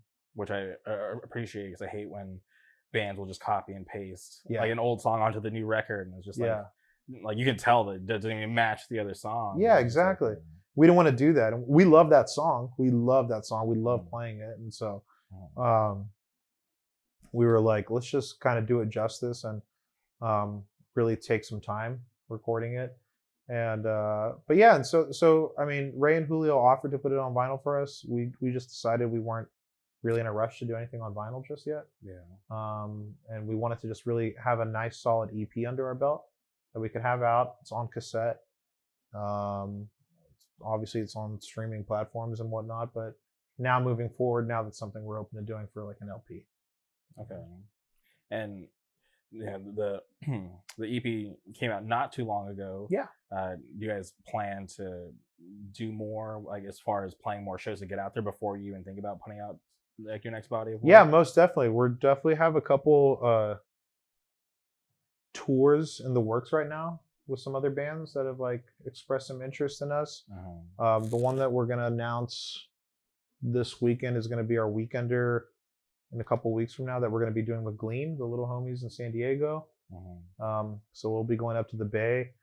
And shout out to my boy Brandon from Big Boy, because he's boogieing us up there. So we're gonna be playing up there, and then we're gonna be playing in San Diego, and possibly, not confirmed yet, might have a house show in Long Beach in the meantime. Oh, that's sick. So we might be throwing that too. So we've got that, and then some other bands that have reached out that aren't really kind of confirmed yet. So I don't want to name drop them and then it not happen. But for sure. But we definitely have some more live performances planned. And once Ben gets back here in the near future, we can really, we're already writing, but we can kind of really start hashing it out together. Okay, that's awesome. Yeah. And can you talk about the EP? Can you talk about where the name of the EP comes from? Yeah, it's Beneath the Clouds is for a while we were kind of floating through a couple different names of what we wanted to use for the EP, and Beneath the Clouds is one of the lyrics in Fall in Time. And I think a big motivator, like influence for that song, because that's the first song we ever wrote as a band, was kind of like what you and I were mentioning a little bit earlier in the interview, where we were talking about I don't know, like sometimes it feels like life moves by fast, and it's like important to take like a step back, and like if you can't slow it down, at least embrace it and enjoy it while you're having it. And that was kind of our attitude with, or at least that was my like kind of perspective when writing the lyrics for that song. It was making sure that, like, I don't know, it's important to sometimes just like lay in the grass and look up at the clouds and just like sit there and be present for a moment. And I feel like today we're in this like move attitude with like everything we do, whether it's our band, our podcasts, our jobs, our relationships, our goals and aspirations. Everyone's constantly like, oh, I gotta go. And some of like my best memories in life, I can say confidently, have just been those moments where I sit back, lay down, feel the breeze, and just kind of like be present and like grateful for where I am right now. And that's kind of the attitude we wanted out of this EP. We're just like, man, we're just like happy to be here and want to make fun music for our friends and enjoy it, you know? Like, we're not in any rush to get famous or do anything like that. We just want to have fun. I didn't know that was the first song you guys ever wrote. Yeah. Because, you know, obviously there was like the first version, there's an acoustic version, and now it's on the new EP. Yeah. So it's like, okay, so the song obviously is like very special to you guys. Yeah. Because it's getting so much love. Yeah, totally. Yeah. Yeah, it was the first one. Nick had a little riff, like the body of the song written out, and Rain put some really cool leads on, and I remember like I was kicking it with Nick. We were in like Koreatown in LA when I like finished the lyrics for it, and I was just like having him play like a voice memo on his car, and I would just sing it over and over to him with like the back, all the vocals I had in voice memos I had saved on my phone, and we were just kind of like geeking out. We were just like super stoked, and I don't know. There's like no better feeling to me today than like those little moments of being present and like really like receptive to like where you are in the moment. I love that shit. So that's kind of like a no-brainer to name it that. So Yeah, and I trip out too because you mentioned earlier, Nick living in San Diego.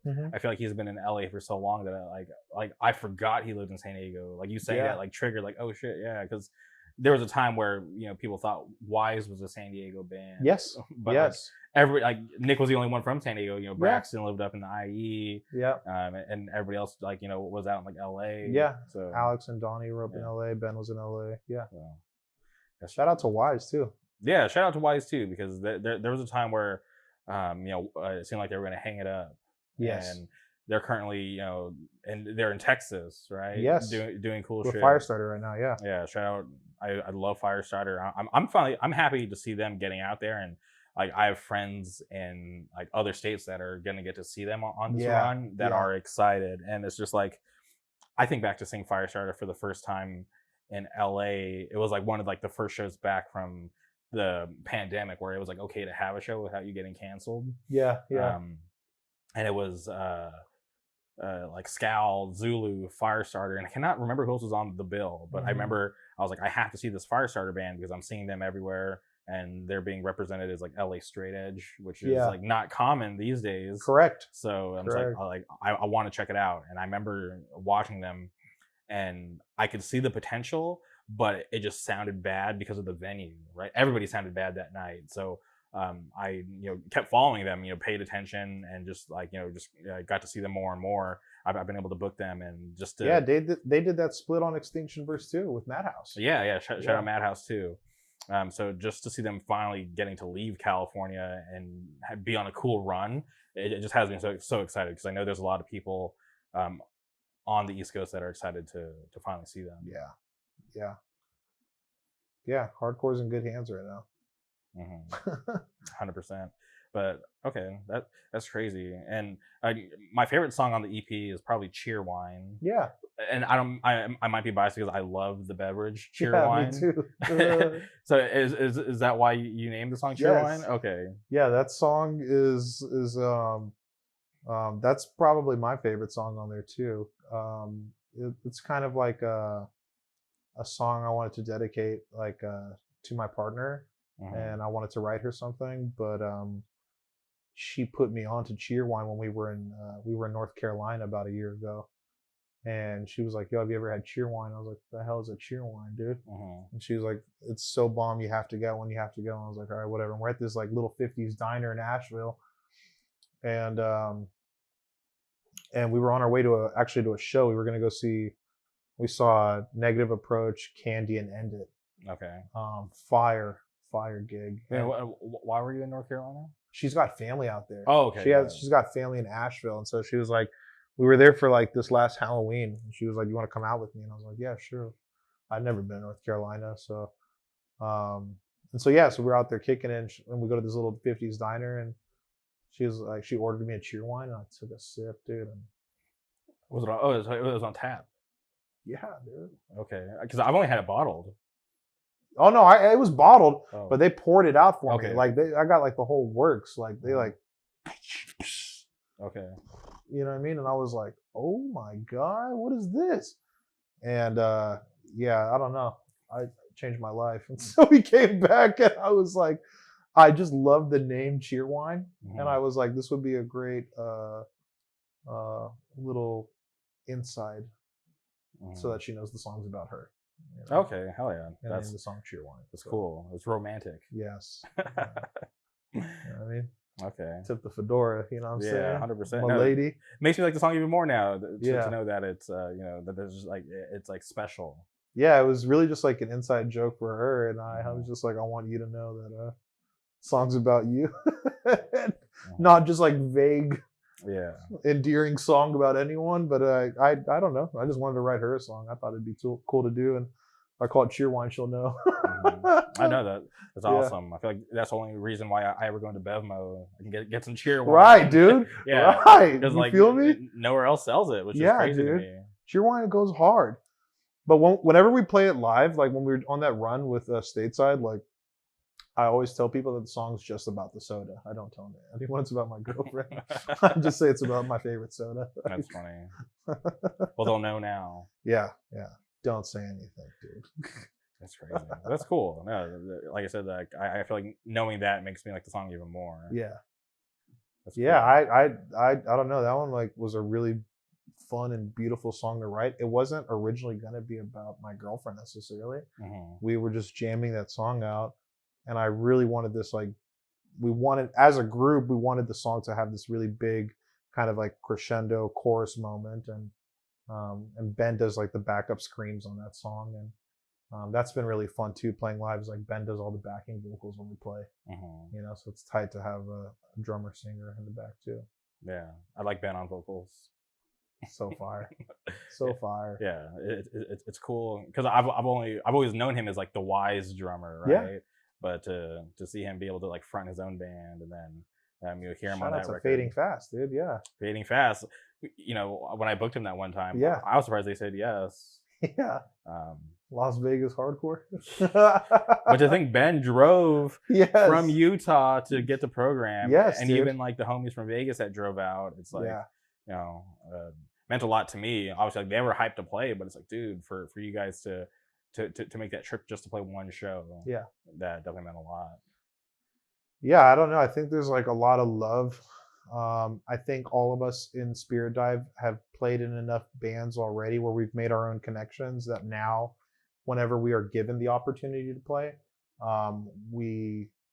it's like an automatic yes, because we're just like so grateful to have had these connections already. Like literally, like when you hit us up to play that gig at Program, it was like the quickest yes anyone's ever replied in our group chat. You know, everyone's just like, yeah, we've been wanting to play one of Jamie's shows. Like, let's play this gig, you know? Yeah. And we ended up hitting it off with a bunch of those dudes. Like the dudes from House and Home and Sunsetter were super chill and super nice. And Pop Free's killing it, you know what I mean? So like, it was just super chill. Yeah. You guys are one of the rare bands to be able to say that you played a show that I booked. Yeah. Yeah. Yep. I went to another one that you booked, the one after that. What was the band? Who'd you have? The one with like Abstain played or something like that? You had that band from Canada playing. That was the last one I wasn't there. Yeah. Yeah. I took a lot of heat for that. Really? Yeah. Because I guess because obviously like I booked the show, whatever, but I guess people weren't expecting me to be there. But I feel like I let the people who I thought should know that I wasn't going to be there and everything would be handled. But there were some people that were very unhappy that I wasn't there. Dang. Yeah, but I'm like, dude, it's not. You're like, hold on, I'm Jamie. I'm on my grind, homie. Like, but not even that. But like, I'm like, it's not like the weirdest thing that the person who booked the show wasn't there. Yeah. Because I had. I've been at suburban fight shows where Madison hasn't been there. Exactly. You know what I mean? Like, exactly. Yeah. I feel like I was treated unfairly, but because I had plans already booked. Like I was in Philly that night. Yeah. But when I got hit up to book the show, obviously those are my friends from Canada. Yeah. I want to set them up because at the time I'm like, yo, if anybody wants to play Program, hit me up. Like I got you. And obviously for a band from Eastern Canada to be doing a full US. Right. And friends of mine, they're like, hey, like, can you get us a show Program? I'm like, yeah, like I got you. So I wasn't gonna say no just because I wasn't gonna be there. Like it's not about me. That's why I was trying to explain to everybody. I'm like, yo, like yeah, like I'm booking these shows, but my name's not plastered on the flyer.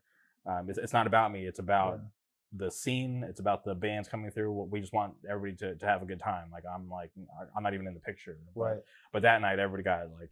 It was actually kind of crazy how like upset some people were. Yeah. Hey, next time, you know what I mean? You send them my way. I'll have a little chat with them on your behalf. All right? Thank you. I'm like, I got you. Emiro's got some, you got to talk to some him. Words. You got to talk to him first. But that was a cool show, you know, because like that was, you gotta think that wasn't a hardcore show, Right. but kids showed up. I was in there moshing. I hit a 2-step in there. You know what I mean? Like, yeah, they were sick. I actually had 2 cousins in town visiting me from Colombia. oh really? And I took them to that show. Oh really? Yeah, because like That's I tried to crazy. sneak them into this bar in Long Beach because like my homie's band was playing, like some indie band. And I was like, all right, I'll take you guys out. And my little cousin was 20, and her birthday was like 5 days away, her 21st. Yeah. And I went to this one spot that never has a bouncer, and the one fucking night we go, there's a bouncer there. You know what I mean? I'm like, all right. I'm like, damn, like, what am I gonna do with them? And I was with my girlfriend, and I was like, where should we take them? And she's like, I don't know. And she's like, are there any other shows tonight? And I was like, hold on a second. Yeah, dude, there's a show at Program tonight, but I don't know if they're down. And so I was like, fuck it, let's just take them. So I took my cousins there, and they had a blast. They're like, this is sick. That's crazy. So, yeah, I had I forget what show it was, but I remember I was running the door. It was a show that I booked. Yeah. I was running the door, and like some kid like walked up to me. He was like, hey, this is my first time coming to a show. And I was like, what the hell? I was like, of all shows, like, why are you here? Like how'd you get to this one? He's like, well, like I live down the street, and I shop in here for records sometimes, and I saw that there was a show happening, so I decided to show up. Wow. And I was like, all right. I was like, go in there, have fun. If anybody gives you trouble, come out and let me know, and I'll take care of it. And at the end of the night, the kid comes out. He's all happy. He's like, dude, he's like, this was crazy. Like, I'm going to come back to more.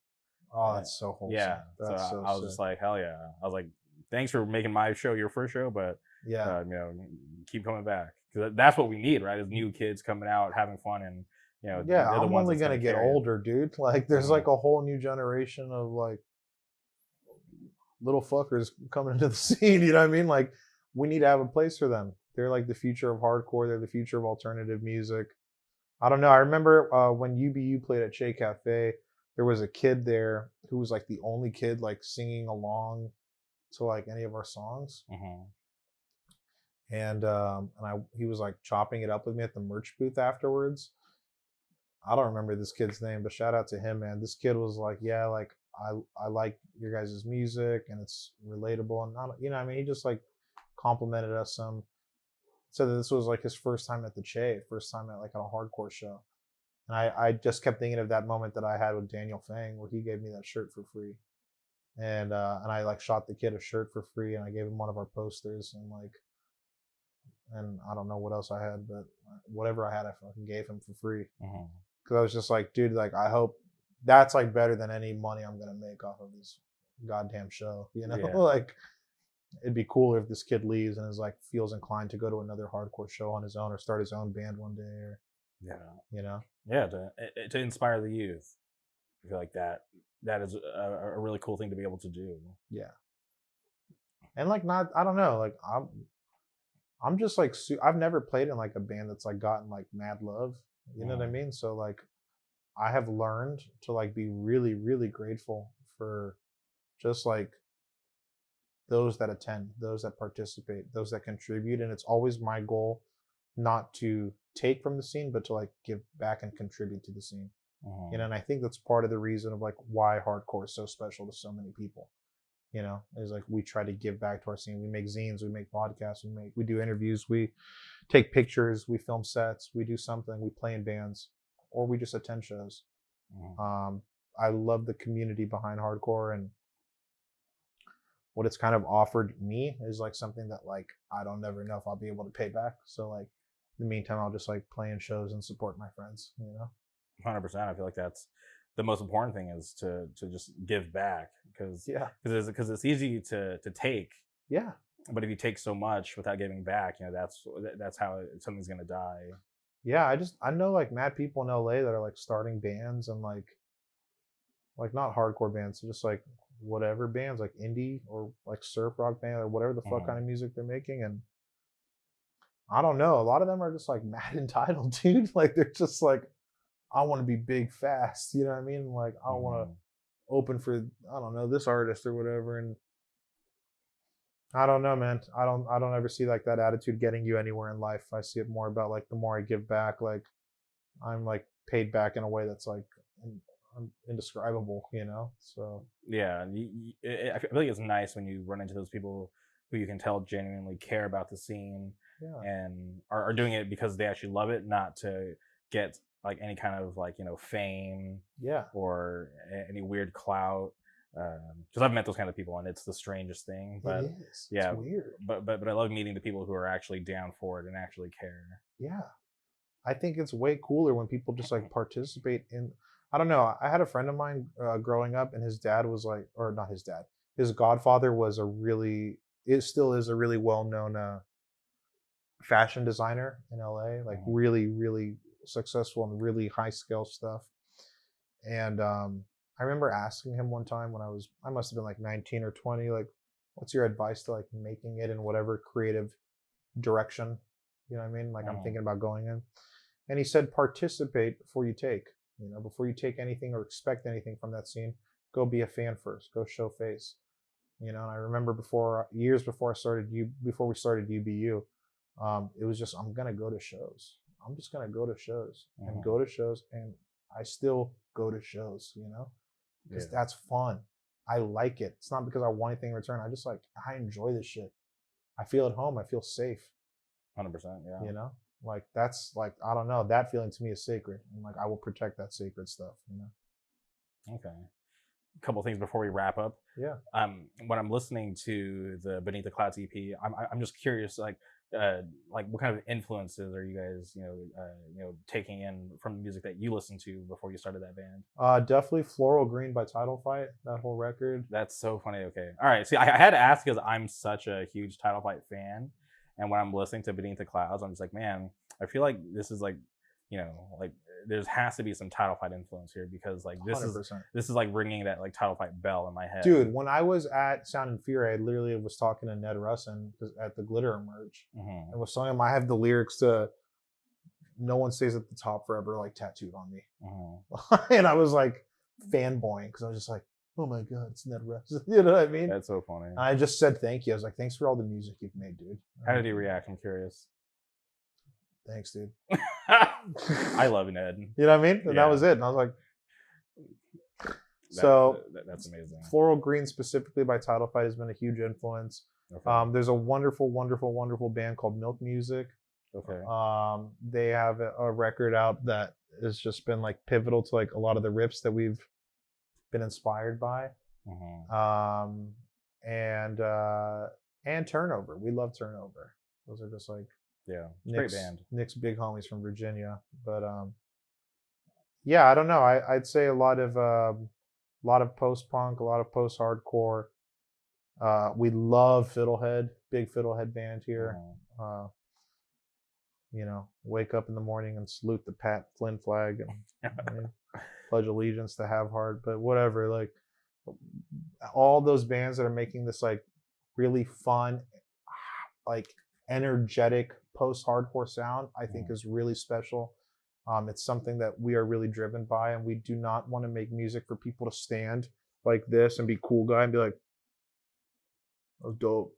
Yeah, that gets really boring. That was dope, dude. That was so sick. That was a great show. That was a great show, dude. You know what I mean?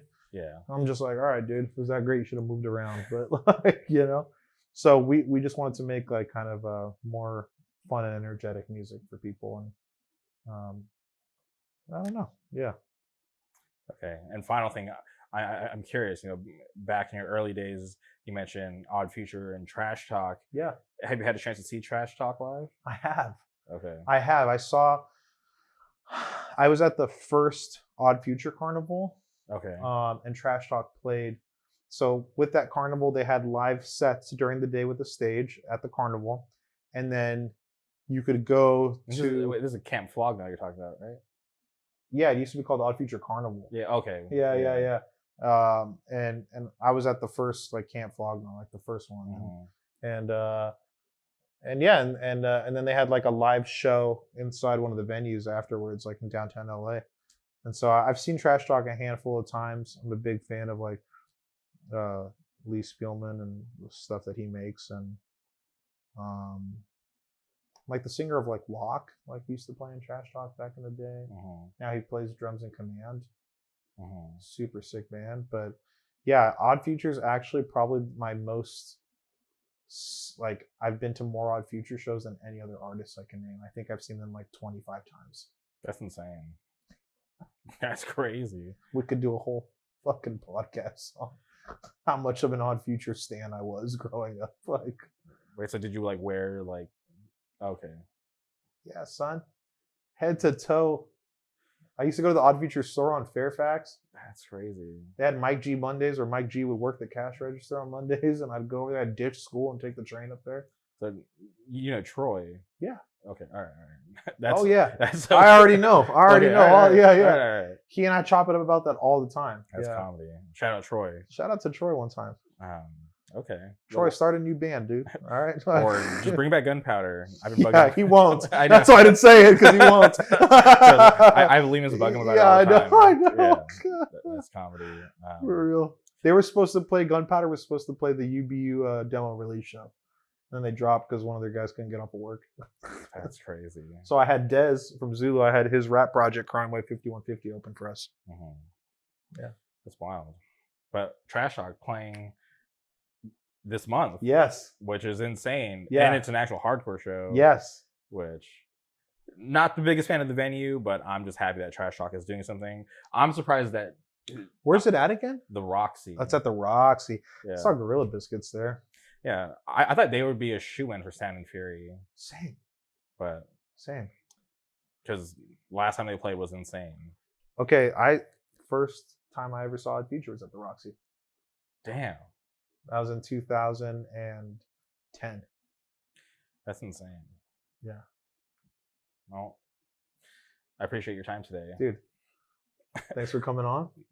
Pleasure as always. Thank you for coming on. No, thank you for coming on, dude. I'm Jamie Orkay, all right? We'll be back next month, dude, you know? Thank you, everybody, for tuning in. We'll be back soon. Shout out, yeah.